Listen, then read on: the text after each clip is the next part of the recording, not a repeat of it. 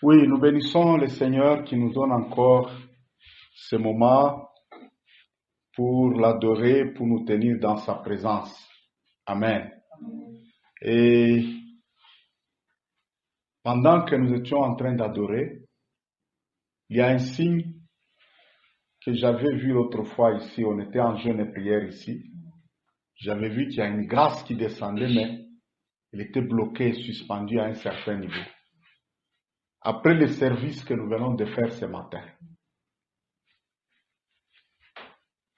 on a fini. Je me concentrais maintenant pour l'adoration. Je n'avais plus de pensées tournées vers cette prière qu'on vient de faire ici, de consécration de ces lieux. Mais à un moment, j'ai vu, il y a des signes comme ça. Quand vous activez l'Internet sur le téléphone, il y a deux flèches. Quand l'Internet passe bien, vous allez voir qu'il y a une flèche qui monte et une autre flèche qui descend. Je ne sais pas si sur mon téléphone ça se trouve. Mais quand il n'y a pas, l'Internet ne passe pas, vous allez voir soit la flèche qui monte, elle disparaît, celle qui descend apparaît, soit c'est la flèche qui descend qui disparaît et celle qui monte qui apparaît. Parce qu'en réalité, quand il y a connexion Internet, il y a échange de données entre le monde invisible, le monde virtuel, voilà, et le monde visible. Amen. Je vis ce même signal-là. Là, j'ai vu une flèche qui monte et une flèche qui descend, toutes les deux flèches-là activées. Amen. Et là, j'ai compris que Dieu vient d'accepter le service que nous venons de faire en ces lieux. Maintenant, pendant que je me suis agenouillé pour commencer à adorer, le Saint-Esprit m'a parlé. Il m'a dit, j'agrée ces lieux comme j'ai agréé l'autre partie de la parcelle. Et désormais, cette maison doit être considérée comme sainte. Et toute la consécration, toute la sanctification qui doit être observée pour l'autre partie de la concession doit être observée pour ces lieux. Et même le Seigneur me dit, je n'accepterai plus que ces lieux, cette partie, cette parcelle soit considérée encore comme une partie profane. Je vais faire en sorte que vous puissiez aussi acheter cette partie ici. Nous pouvons acclamer le Seigneur pour ça.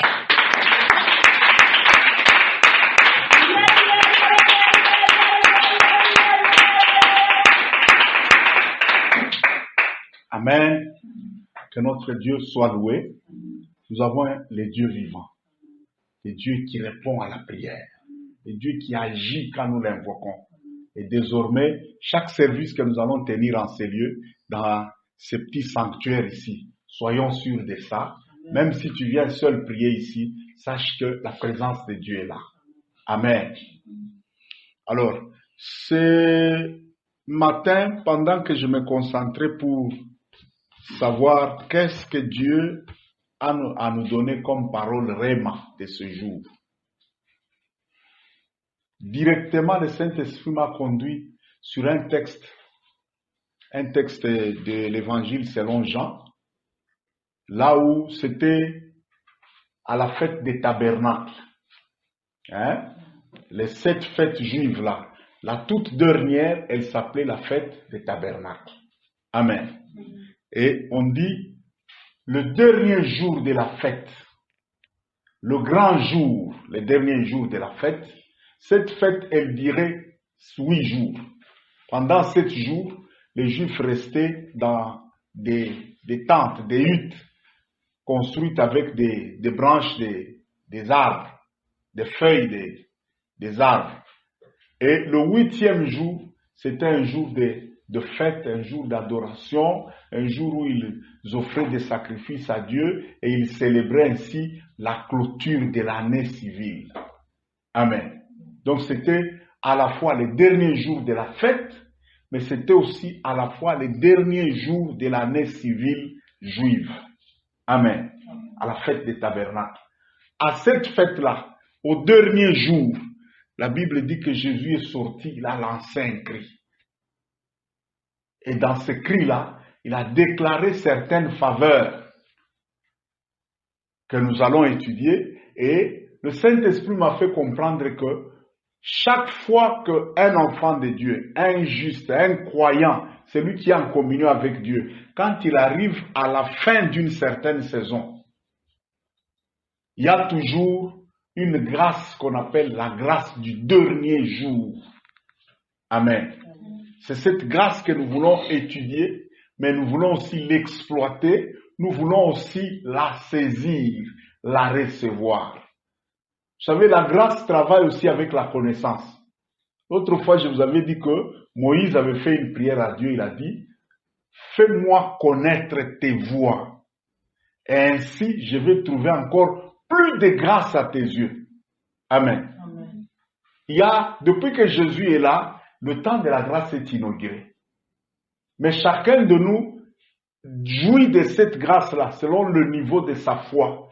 Et cette foi-là, elle est conditionnée à notre niveau de révélation, notre niveau de connaissance, une connaissance surnaturelle, une connaissance qui provient de l'illumination du Saint-Esprit. Voilà. Amen. Plus nous sommes illuminés dans la parole de l'Évangile, plus la grâce devient plus grande et plus agissante. Amen. Moins nous sommes illuminés, moins nous avons des connaissances surnaturelles, notre foi aussi, elle est rétrécie parce que tu ne peux pas exercer la foi dans quelque chose que tu ne connais pas. La foi vient de ce qu'on entend et ce qu'on entend vient de la parole. Amen. Donc il y a une grâce qui est attachée au dernier jour. C'est cette grâce-là que nous voulons non seulement étudier, comprendre, mais nous voulons aussi l'exploiter. Aujourd'hui, 31 décembre 2023, dernier jour de l'année 2023. Chaque dernier jour d'une année, d'une période, d'un cycle, il y a la grâce du dernier jour.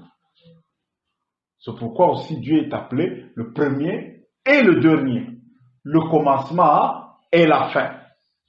Amen.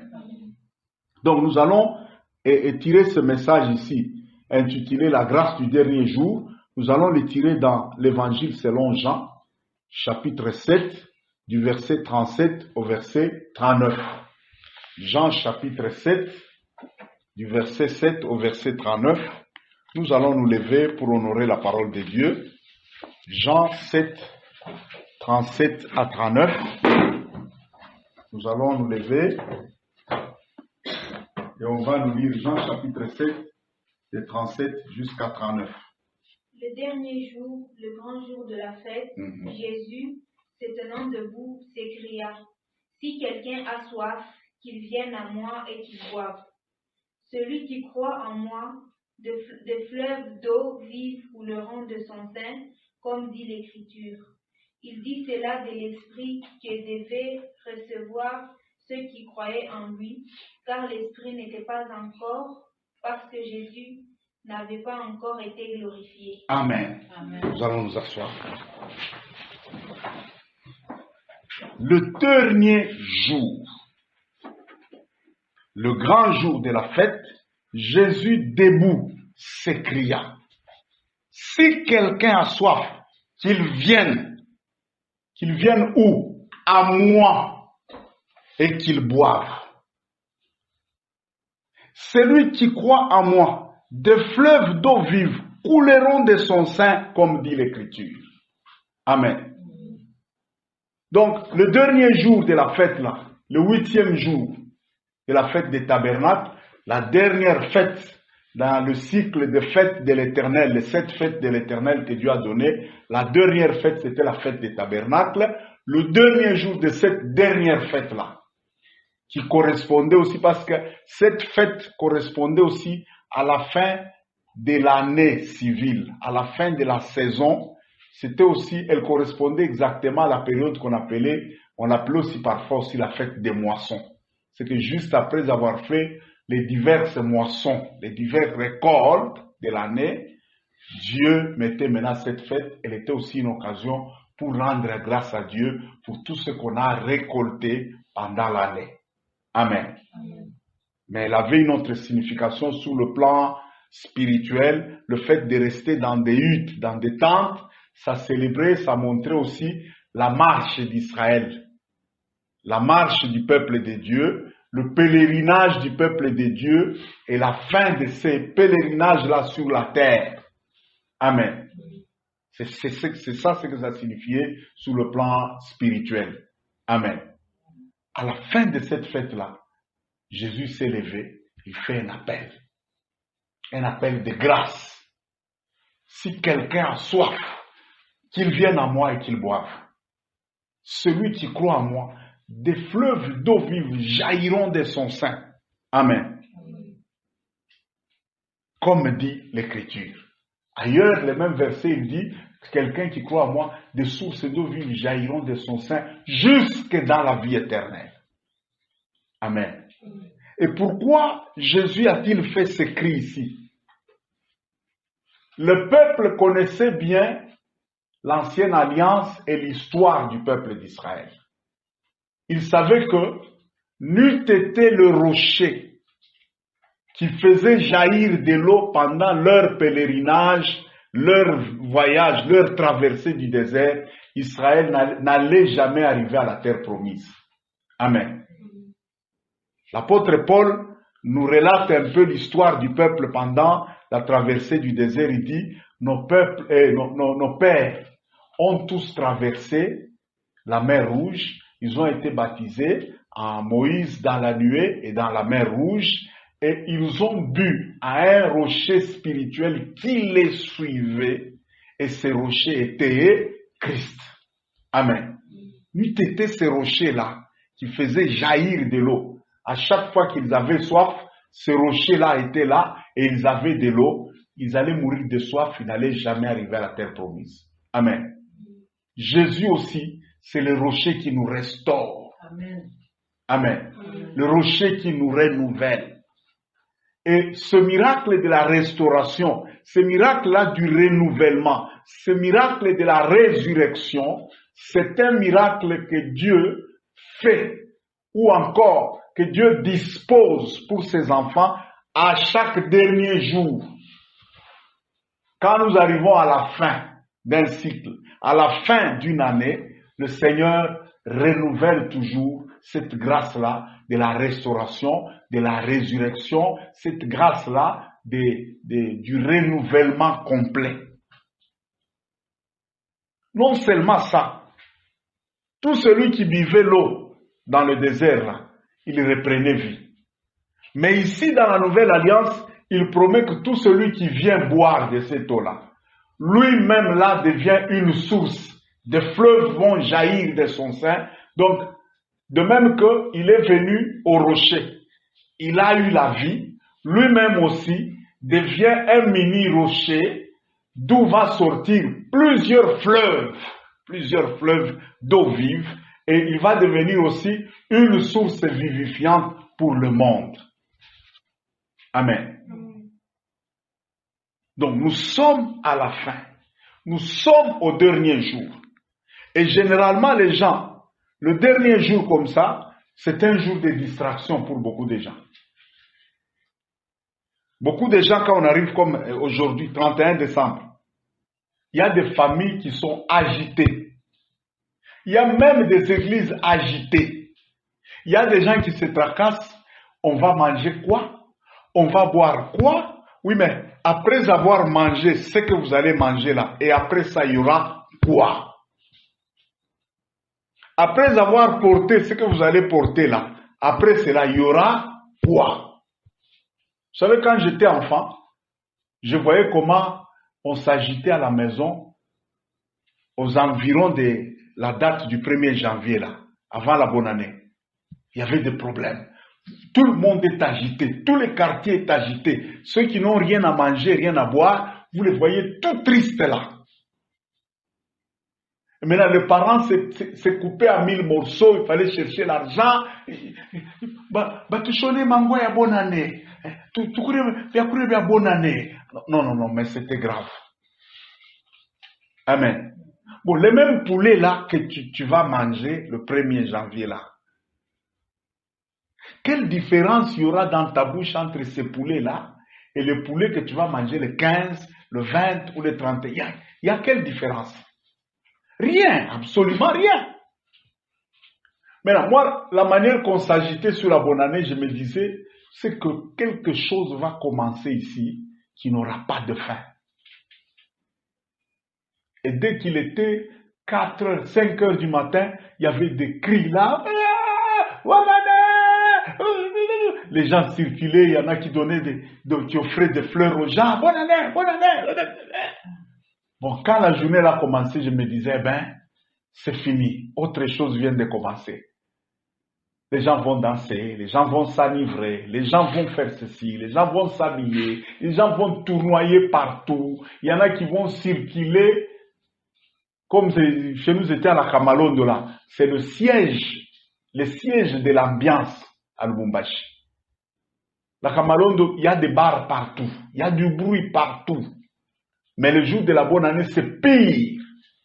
Et ça commence le 31, le dernier jour de l'année, jusqu'au premier jour de l'année prochaine. Mais, ce que les gens ne comprennent pas, c'est que ces 2 jours de l'année-là sont des jours très significatifs sur le plan surnaturel. Amen. Le premier jour, Dieu dit que chaque premier-né m'appartient. C'est un jour prémisse pour une année. Vous savez, la première fois que moi je suis sorti de mon pays ici, nous sommes allés à Lusaka. Je me suis souvenu quand je suis arrivé que ça sera mon premier jour dans ma vie que je vais passer dans un pays autre que le mien. J'étais venu pour un voyage d'affaires, mais j'ai refusé de sortir. Gloire à Dieu, le papa là où on était là, c'était un pasteur. J'ai pris $50. J'ai appelé ce papa-là, nous sommes agenouillés dans son salon, j'ai dit, papa, depuis que je suis né, ça c'est mon premier jour dans un pays étranger, c'est mon premier jour. Bien que je suis venu pour des affaires, je ne peux pas bouger ces jours ici. C'est un jour qui appartient à Dieu. Je consacre ces jours, je vais rester à la maison ici, calme, en train de prier, je ne vais pas bouger, je vais rester en train d'adorer Dieu, je ne veux bouger qu'à partir de demain. J'ai pris les $50, j'ai donné au papa là, il a prié pour nous, on était avec Marcelo qui est maintenant en Afrique du Sud, il a prié pour nous, on est resté à la maison jusqu'au soir. Amen. Et vous savez ce qui m'était arrivé? Le soir de ce jour-là, après 18 heures, je suis sorti, je ne sais pas, je cherchais à charger le téléphone ou quelque chose comme ça. J'ai croisé un Zimbabwéen. Ce monsieur-là, il m'a offert des opportunités d'affaires, ceci, des contacts. Jusqu'aujourd'hui, avec mon ancien numéro, la 10-2500, ce monsieur-là est dispo pour qu'on fasse affaire avec lui au Zimbabwe. Amen. Le premier jour, quand quelqu'un ne sait pas honorer Dieu, le premier jour, et il ne sait pas honorer Dieu le dernier jour, c'est cette personne-là, elle ne connaît pas bien son Dieu. Amen. Ici, au dernier jour, donc il y a une grâce particulière que Dieu libère au premier jour, parce qu'il dit, je suis le premier. Et il y a une grâce particulière que Dieu libère au dernier jour, parce qu'il dit, je suis aussi le dernier. Amen. Et la grâce du dernier jour, c'est ce que nous venons de lire ici. Le dernier jour, le grand jour de la fête, Jésus s'éteint debout, il crie. Ça veut dire, il veut que tout le monde entende ça. C'est une faveur qu'il libère devant tous les adorateurs, tous ceux qui connaissent Dieu, le dernier jour. Vous savez, pendant que Jésus promet ces choses ici, il y a plusieurs versets dans lesquels Jésus parle du dernier jour. J'ai lu à peu près plus de 7 versets. Dans ces 7 versets-là, Jésus promet de ressusciter au dernier jour ceux qui croiront en lui. Amen.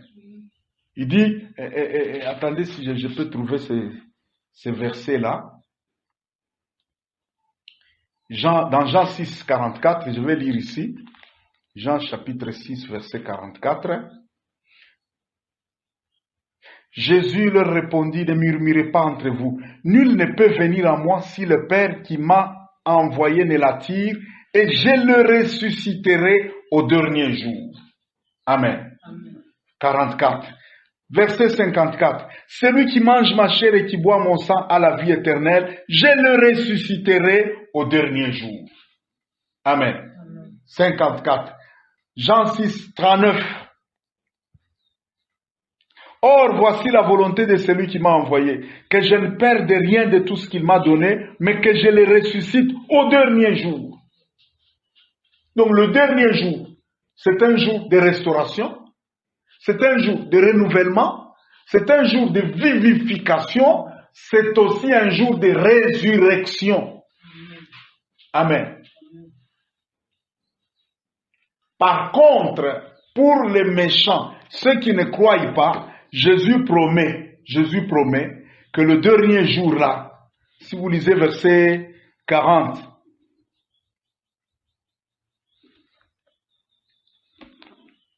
verset 40, non.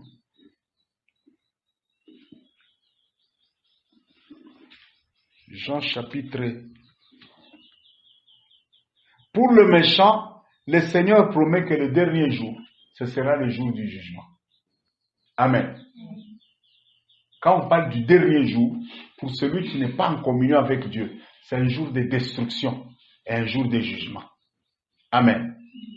Mais le dernier jour pour le croyant, pour le juste, pour celui qui est en communion avec Dieu, c'est un jour de renouvellement. C'est pourquoi pour le juif, le dernier jour de l'année et qui introduisait le premier jour de l'année. Quand le juif arrivait au dernier jour, la fête qu'il fêtait au dernier jour et qui inaugurait le premier jour de l'autre année, cette fête-là, il l'appelait Rosh Hashanah, nouveau commencement. C'est que pour les justes, la fin n'existe pas. Chaque fin, c'est le début d'un nouveau commencement. Amen. Il y a même un psaume où David est en train de chanter, il dit mon âme bénit l'Éternel, n'oublie aucun de ses bienfaits, c'est lui qui te fait ça, qui te rajeunit comme l'aigle. Amen. L'aigle, même si Dieu, à certains endroits, il prend l'image de l'aigle pour symboliser lui, Dieu, dans sa divinité, en fait, c'est très rare de trouver le cadavre d'un aigle. Pourquoi? D'abord, quand l'aigle sent qu'il a vieilli, quand l'aigle sent qu'il commence à arriver à la fin, l'aigle prend un temps de retraite, va chercher une montagne, un rocher très élevé là où l'accès, même le serpent, pour qu'il puisse monter, arriver là-bas, il ne saura pas le faire. Quand l'aigle arrive au sommet là de ce rocher là, il arrive là-bas, il commence à se déplumer. Il enlève toutes les plumes sur son corps. Yote anatosh. Et quand il arrache les plumes comme ça, après il commence à arracher les griffes. Il arrache les griffes. Après ça, il prend son bec là, il commence à taper contre les rochers. Po, po, po, po, po, jusqu'à ce que le bec va se détacher et ça tombe. Il va rester là-bas pendant des semaines et des semaines. Il paraît qu'il fait presque 2 mois. Il reste dans cet état-là, sans plumes, sans griffes, sans bec. Et toute l'ancienne graisse qui était dans le corps, là, ça sort sous l'effet du soleil. Là. Ça sort. Après ça, d'autres plumes commencent à pousser. D'autres griffes commencent à pousser. Un nouveau bec pousse encore. Et quelques temps après, les scientifiques disent que quand l'aigle finit cette hibernation-là, et que de nouveaux plumes ont poussé complètement, de nouvelles griffes ont poussé complètement, un nouveau bec a poussé complètement, on dit l'aigle s'est rajeuni de 70 ans. Et quand il finit, le jour où il sort de là, souvent, surtout l'aigle royal là, il pousse un cri là. Ouah, ouah. Même sa vue, l'aigle est capable de voir à 2 kilomètres très loin. Sa vue aussi là, s'est rajeunie. Et c'est ce qui fait que c'est rare de trouver un aigle mort. C'est très rare. Dieu a gardé aussi ces mystères-là disponibles pour son peuple, disponibles pour ses enfants. Au dernier jour, le grand jour de la fête, il crie, il dit, venez, venez, venez encore boire. Et lorsque vous allez boire, non seulement vous aurez la vie en vous, non seulement tout ce que vous avez, tout ce que vous êtes va reprendre vie, mais de sources, des fleuves vont jaillir de votre sein là. Vous allez devenir aussi une source, des sources de vie pour le monde ici. Amen. Donc cette grâce ici, c'est la grâce du dernier jour. Or, aujourd'hui, nous sommes le 31 décembre 2023. Dieu ne veut pas que nous terminions l'année dans la vieillesse. Dieu ne veut pas que nous terminions l'année dans l'affaiblissement, le découragement. Il y a plein de choses qui se sont passées, des choses bonnes et mauvaises pendant toute l'année. Pas de problème. Mais ne termine pas cette année. Entrez dans une nouvelle année avec les stress, avec les blessures intérieures, avec je ne sais pas moi, les découragements, avec les mauvais souvenirs. Non, non, tu as besoin de te renouveler. Et ce renouvellement-là, le secret, le mystère de ce renouvellement-là, se trouve en Jésus-Christ. Amen. Celui le rocher qui nous fait vivre. Et au dernier jour, il ouvre encore la porte de la grâce, il dit, venez, venez, buvez encore. Et lorsque vous allez boire, non seulement vous allez être vivifié, vous allez être ressuscité. Non seulement ça, de fleuves vont jaillir de vous là, jusque dans la vie éternelle. Vous allez devenir aussi une source vivifiante pour le monde ici. Mes amis, le monde ici a plein de problèmes. Il y a des choses, quelle que soit l'avancée technologique, quel que soit les niveaux d'études, quel que soit les niveaux de découvertes scientifiques, il y a des choses que le monde ne saura jamais résoudre. Plus ce monde ici est en train d'avancer, plus les ténèbres avancent. Aujourd'hui, les plus grandes civilisations que nous avons dans le monde ici, ce sont aujourd'hui les civilisations les plus enfoncées dans l'obscurité aujourd'hui. Bon, quand une civilisation prétendue être la meilleure arrive au point de tomber dans une confusion pour permettre à un homme de se marier, c'est quel niveau d'obscurité ça? C'est quel niveau de confusion? Donc la science, sur le plan spirituel, elle ne résout rien. Amen. Et Jésus a dit, la chair ne sert à rien. C'est l'esprit qui vivifie. Or, tout ce que les hommes font ici sur terre ici, tout ce que les hommes découvrent ici sur terre ici, avec le cerveau, avec l'intelligence, avec tout ça, c'est la chair. C'est insuffisant. L'homme n'est pas seulement chair, l'homme est aussi esprit. Amen. Quand une civilisation prétendue très avancée arrive au point où on permet à une femme et une femme de se marier, on parle de lesbiennes, maintenant il y a même des sites, quand vous voulez vous faire enregistrer, on vous demande sexe, mari, homme, femme, et puis on écrit encore autre. Bon, autre là, c'est quoi? Donc, ils sont allés loin parce que le problème de sexe, c'est un problème naturel. Si vous n'êtes pas homme, donc vous êtes. Si vous n'êtes pas femme, donc vous êtes. Mais la possibilité, l'option autre là, ils l'ont tiré d'où? Ténèbres, confusion. désordre. Amen. Bon, autre là, ça veut dire ni homme ni femme.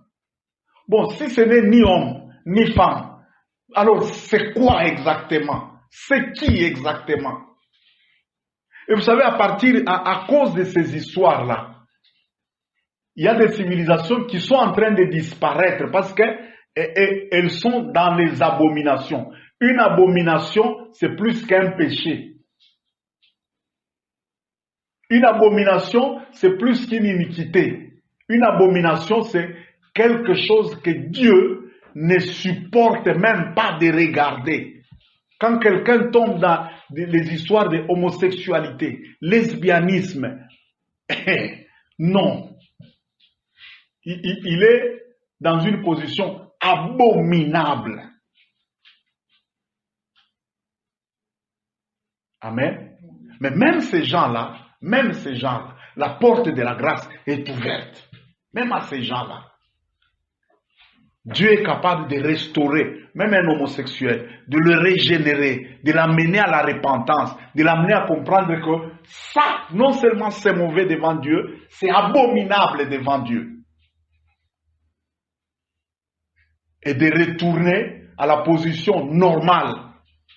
Si c'est un homme, eh bien qu'il reprenne sa conscience qu'il est un homme de sexe masculin. Si c'est une femme, qu'il retourne à la conscience, celle de savoir que je suis une femme de sexe féminin. L'option autre là va être bannie. Amen. Ce monde a des problèmes. Et la solution à ce monde ici qui s'enfonce dans les ténèbres, c'est nous l'Église. C'est nous les chrétiens. Mais pourvu que nous soyons des gens qui portent en eux des sources, des fleuves d'eau vive, de fleuves qui jaillissent. Vous connaissez Daniel, non? Daniel, à cause de sa communion avec Dieu, à cause du fait que la divinité agissait en lui, Daniel était devenu la solution extrême pour des problèmes impossibles à l'Empire babylonien.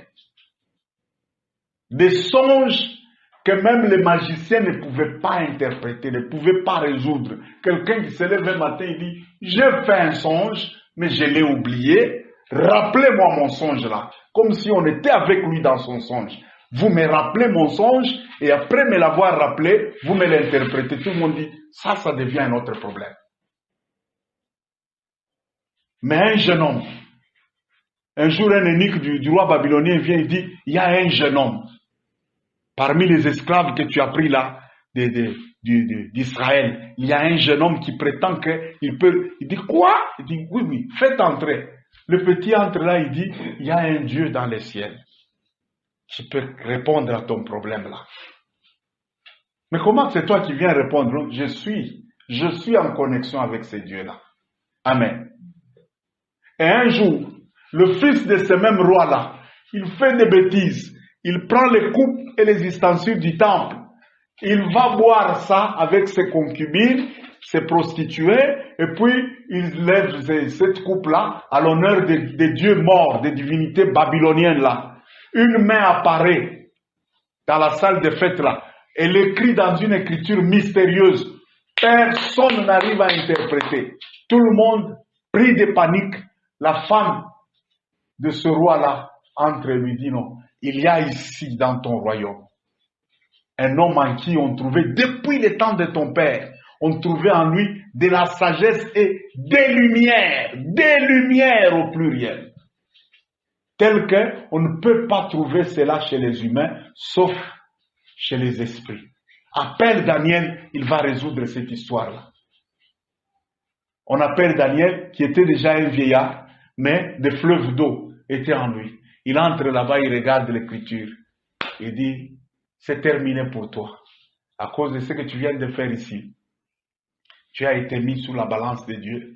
Tu as été pesé et tu as été trouvé sans poids. C'est pourquoi ton royaume sera aujourd'hui divisé entre les mains des Mèdes et des Perses. On dit la même nuit là, toutes ces choses-là lui sont arrivées. Amen. Dieu veut que nous soyons ses représentants, ses ambassadeurs. Dieu veut que nous soyons les porteurs de sa présence. Amen.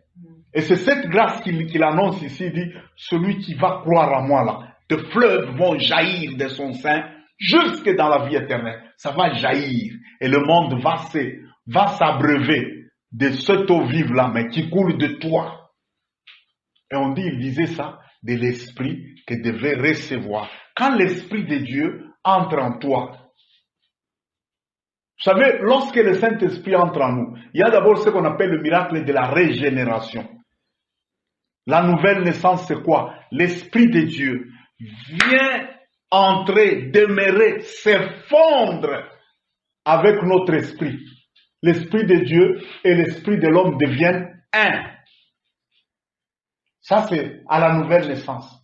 Et le même esprit-là, au baptême du Saint-Esprit, il descend maintenant sur nous avec des capacités, de dons et de grâces surnaturelles pour abreuver le monde ici. Pour étancher la soif du monde, pour vivifier ce monde ici. Parce que malgré tout ce qu'il y a comme avancée scientifique, ce monde ici sans Dieu, il est mort. Ce monde ici sans Dieu, il est dans l'obscurité, dans la confusion totale. Amen. Voilà la grâce que le Seigneur Jésus-Christ veut nous accorder en ces derniers jours. Amen. Et quand je dis grâce, ça veut dire, ça ne te demande rien. Est-ce que vous avez vu ici une condition où Jésus dit, celui qui est propre, qu'il vienne et qu'il boive. Hein? Celui qui est sans tache, qu'il vienne et qu'il boive. Mwenye amejua kama hana zambi, mwenye amejitambua kama yeye ni mtakatifu, bila taka. Hajongee basi hapa na akunwe. Non, il n'a pas dit ça. C'est celui qui a soif. Vous savez, la soif, c'est quoi? C'est un besoin, un grand besoin. La soif, c'est un grand besoin, un besoin vital. Quand quelqu'un ressent la soif, surtout la soif de l'eau, ça veut dire dans le corps, il y a une crise que l'homme ressent. Un manque criant que l'homme ressent et il a besoin de se ressourcer. C'est ça la soif. Même la faim, c'est une crise. Jésus s'adresse à ceux qui sont conscients qu'il y a une soif en moi ici. Il y a une crise en moi ici. Il y a quelque chose qui me manque. Et à cela, Jésus dit, venez, venez boire. Amen. Même si on ne ressent pas cette soif-là, une année tout entière vient de se terminer. Il y a de l'énergie qu'on a dépensée. Il y a de la force qu'on a sortie, et spirituellement, et physiquement. Je vois maman ici comment, presque chaque jour, elle est très active là. Si elle n'est pas à son potager là, même chez nous ici, tantôt elle est ici, tantôt elle est là, tantôt elle est là. Même moi qui semble souvent être quelqu'un d'assis, de calme, l'énergie qui sort sur le plan mental pour réfléchir, pour chercher, pour penser. Non, à la fin d'une année comme celle-ci, il y a toujours une crise quelque part. Il y a toujours une crise dans l'homme, même dans le croyant, il y a une crise. Souvenez-vous d'Élie dans la Bible. Après avoir déployé toute l'énergie qu'il avait déployée là, il a fermé les cieux. 3 ans et demi. Après, il a fait descendre le feu du ciel sur l'autel là, à la montagne du Carmel. Il a ramené tout Israël au culte du vrai Dieu. Quelle force, quelle grâce, quelle puissance. Et après ça, il entend le bruit de la pluie. Il entend un bruit qui annonce la pluie. il remonte sur la montagne là. Il prie en ayant sa tête entre ses genoux. Il prie, il prie, il prie. La Bible dit qu'il a prié avec insistance. Et après, la pluie est tombée. Après tout ça, il a senti une crise. Lui-même ne savait pas qu'il était en crise. Jézabel vient le menacer. C'est monsieur qui pouvait tuer les gens. Vous jouez avec lui, il fait descendre le feu. Pouf, ça brûle les gens. Devant l'armée, Élie, ça ne lui disait rien. Devant le roi, il pouvait se tenir devant le roi Akab comme ça. Akab lui dit, c'est toi qui troubles le peuple. Il dit, c'est toi et la maison de ton père. C'est vous qui avez troublé. Mais une femme, et même la femme n'est même pas sortie, elle a envoyé juste une nouvelle.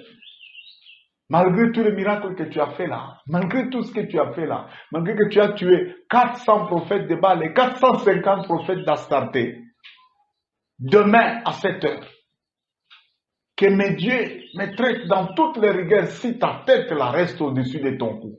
La Bible dit, Élie s'enfuit, il est allé demander la mort. C'était quoi? L'épuisement, la crise. Quand la crise vient, parfois on ne se rend même pas compte. Mais ceux qui nous observent du dehors, ils peuvent voir cet homme ou cette femme ici qui a toujours été pleine de foi, mais comment un petit problème comme ça commence à les secouer? Comment il commence à fuir devant des petites histoires comme ça? Comment il commence à paniquer devant des... C'est la crise, c'est l'épuisement. Il n'y a qu'un seul qui ne s'épuise pas. El Shaddai. Amen. Nous sommes ses enfants. Nous sommes ses rejetons. Nous avons besoin d'aller nous ressourcer chaque fois. Et ce miracle-là, de renouvellement, de la résurrection, de la régénération, du rajeunissement, il faut que tu entres dans l'année qui va venir là, avec une force nouvelle. Amen. Avec une énergie nouvelle, avec une nouvelle dimension de grâce, avec une nouvelle dimension de révélation, une nouvelle dimension de puissance.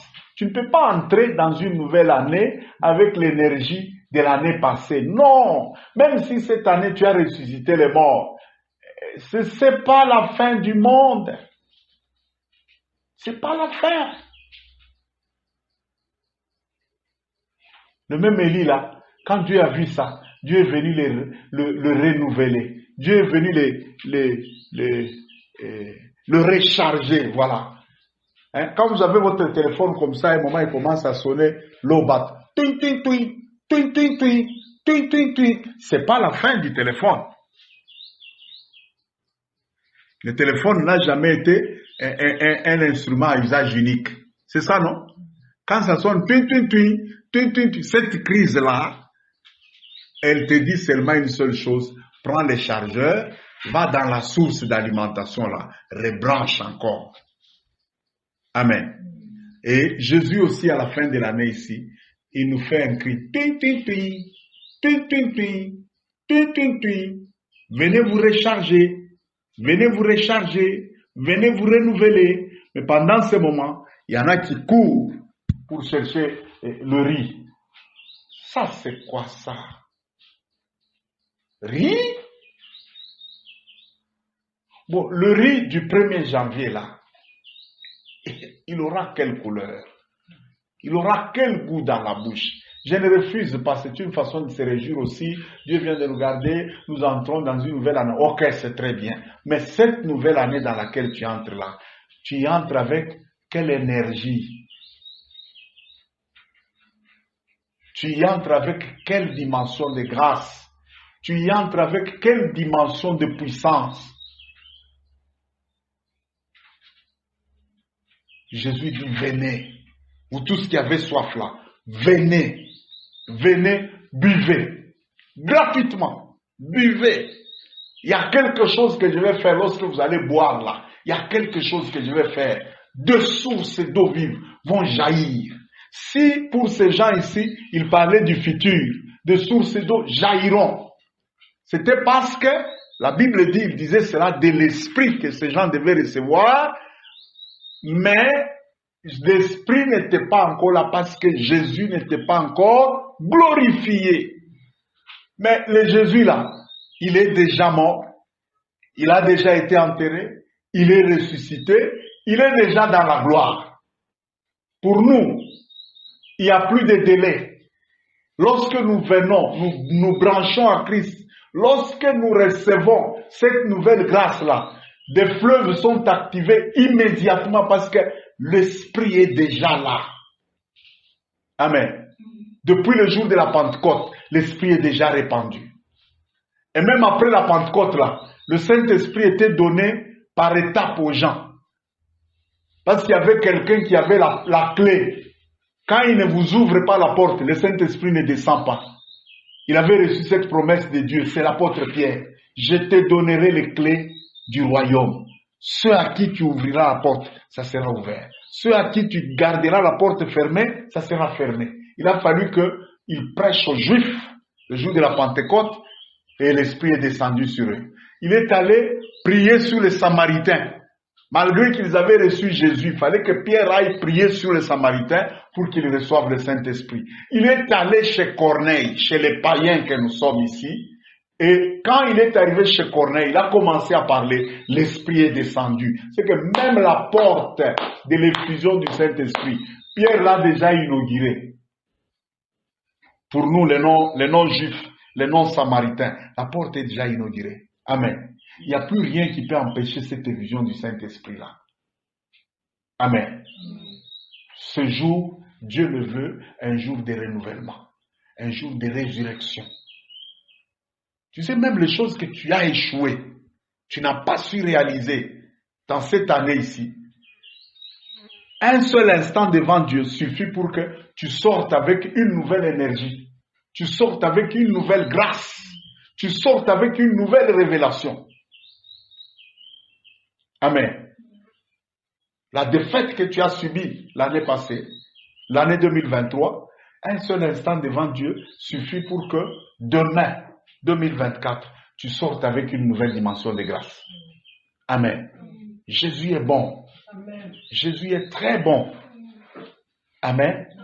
Et tout ça, il nous dit de les recevoir par grâce. Tout ce que Dieu donne par grâce, nous devons le recevoir avec foi. La Bible dit, c'est par la foi, par le moyen de la grâce que nous sommes sauvés. Amen. Mais il n'y a pas que le salut. Tout ce que Dieu nous offre en Jésus-Christ, cela nous est offert par grâce et nous ne devons le recevoir que par la foi. Amen. Recevons avec foi. Ça veut dire, il ne faut même pas, même quand tu commences à prier là, tu pries, tu insistes, tu tapes les pieds par terre comme si tu étais en train d'arracher. Non, reçois. Si quelqu'un vient t'offrir un cadeau, est-ce que tu peux te tirailler avec celui qui vient t'offrir un cadeau? Tout le monde va crier sur toi, oh mais c'est pas possible. C'est un cadeau, celui qui est venu te... Mais comment tu peux te tirailler avec celui qui t'offre un cadeau? C'est déjà à toi. Eh bien, si c'est à toi, la seule façon c'est de dire merci, merci beaucoup, que Dieu te bénisse, j'accepte. Voilà, c'est tout. Même la prière pour recevoir tout ça, c'est une prière de foi. Une prière dans laquelle nous exprimons notre gratitude, notre reconnaissance, nous disons merci et nous l'acceptons. Et même quand on reçoit quelque chose par la foi, c'est que ce n'est pas par la vue. Hein? Faut pas chercher, bon maintenant qu'on dit que de sources vont jaillir de mon sein. C'est qu'il n'y a pas de bon à recevoir. Mitashkia minanza putetemeka, minanza putuntuka, minashkia sa ruina, takunitoka muntumbu. Non. Quand la foi est là, tu peux ou ne pas sentir. Je ne dis pas que tous ceux qui sentent c'est faux. Non. Des choses très grandes peuvent entrer en toi sans que tu ne sentes rien. Amen. La vérité n'est pas dans ce que tu vas sentir ou ne pas sentir. La vérité, c'est la parole. Jésus dit dans Jean 17, ta parole est vérité. Amen. Donc la vérité, c'est ce qui est écrit. Et si Jésus l'a dit dans l'écriture, c'est que personne ne changera ça. C'est vrai, ça restera vrai. et acceptons cela avec foi parce que Jésus qui a dit ne mentira jamais. Il n'a jamais menti, il ne peut pas mentir et il ne mentira jamais. Amen. Amen. Voilà, nous voulons maintenant prier. Et parce que nous savons que ces choses, c'est à nous. Nous allons les recevoir avec action de grâce. Prends même ton offrande là. Fais de ton offrande d'aujourd'hui une offrande d'action de grâce. Par cette offrande, ce que tu dis déjà merci à Dieu, tu t'appropries déjà la grâce de la résurrection, la grâce de la restauration, la grâce du renouvellement, la grâce de fleuves d'eau vive. Tu t'appropries déjà cette grâce de devenir toi-même une source dans laquelle plusieurs fleuves vont jaillir de ton sein. Beaucoup de gens vont être vivifiés à partir de toi. Beaucoup de gens vont être sauvés à partir de toi. Beaucoup de gens vont être délivrés à partir de toi. Beaucoup de gens vont être... Je suis en train de voir une vision où je vois beaucoup de petits orphelins comme ça qui reçoivent vie, qui reçoivent de l'espérance, qui reçoivent un avenir, un futur assuré et radieux à cause de toi. Je ne connais pas combien de fleuves qui vont jaillir de toi, c'est Dieu seul qui le sait. Combien de fleuves qui vont jaillir de moi, c'est Dieu seul qui le sait.